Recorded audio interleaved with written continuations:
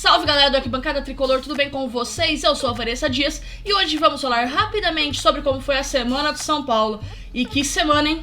A semana passou tão rápido que nem parece que foi na segunda-feira que o São Paulo recebeu o Juventude no Morumbi, venceu por 3-1 e graças a Luciano conseguimos afastar todas as possibilidades de cair para a Série B no ano que vem. Então, parabéns aí, né, aos jogadores que conseguiram a taça, não fez mais do que obrigação. Depois disso, ainda teve mais um jogo de São Paulo pela última rodada, não valendo quase nada, vamos dizer assim, contra o América fora de casa e não poderia ser pior. A gente perdeu por 2-0, um jogo que o São Paulo foi mal demais. Tinha ali alguma chance de se classificar para pré-Libertadores, precisava vencer, o que não conseguiu, e depender de outros resultados. Então, nem precisou olhar os outros resultados, porque não fez a própria parte. Então, assim, o São Paulo acabou a temporada com uma derrota, se classificou ainda para a Copa Sul-Americana, na pior campanha do São Paulo na história dos pontos corridos do Campeonato Brasileiro. É vergonhoso, né?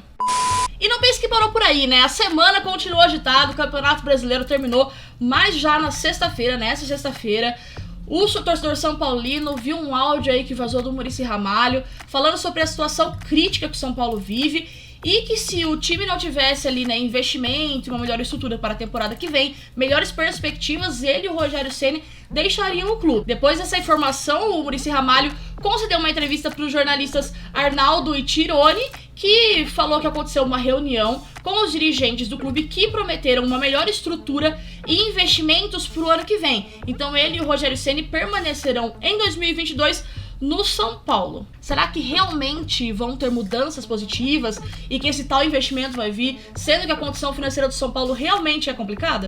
Outra notícia dessa sexta-feira é que o empresário do Benítez disse que a permanência dele no São Paulo é improvável, visto que o tricolor não tem dinheiro para fazer o empréstimo, estender o empréstimo dele junto com o Independiente da Argentina, que é o time que ele pertence. Outro assunto que vem perturbando a nossa cabeça aí é em relação ao Arboleda, né? Porque o Arboleda termina o contrato dele no meio do ano que vem, o São Paulo já vem tentando renovar com ele já há algum tempo, o próprio Muricy disse hoje que essa negociação já se estende, né, há alguns meses, e ainda não há uma definição sobre a renovação do Arboleda. E assim, ele tem que ficar no São Paulo. Ele foi um dos principais jogadores da temporada, ele salvou o São Paulo em muitas ocasiões e realmente esse jogador precisa permanecer no São Paulo porque ele é muito importante e não vai achar um jogador da qualidade dele de maneira alguma para vir pro São Paulo.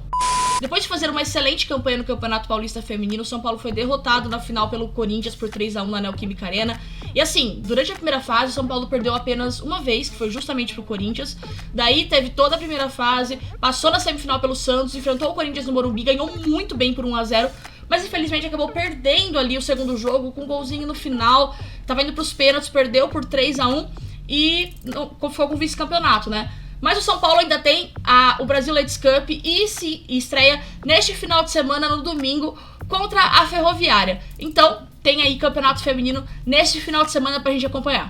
A nossa base também entra em campo, Made in Cotia em campo, pelos campeonatos paulistas Sub-15 e Sub-17. O Tricolor Sub-15, que é o time infantil, entra em campo contra a Ferroviária. No primeiro jogo da semifinal, ganhou por 1-0 em Cotia. Agora em Araraquara, precisa apenas de um empate para garantir a vaga na final. O time de Sub-17, que é o time juvenil, perdeu pro Corinthians no primeiro jogo da semifinal em Cotia por 1-0 e agora precisa da vitória por 1-0 no mínimo para levar pros pênaltis e tentar aí essa vaga para a final também do estadual.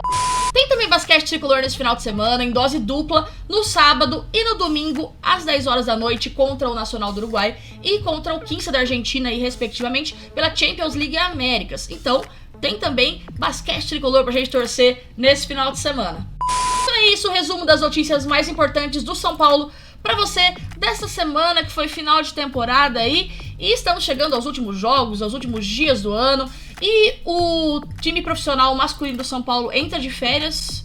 Pra mim tava de férias desde depois que conquistou o Paulista, mas tudo bem. Enfim, vamos aí pra o final da temporada, vamos acompanhar o futebol feminino, a nossa base, o basquete, e na próxima semana a gente tá aqui pra fazer um resumo das notícias do São Paulo. Valeu!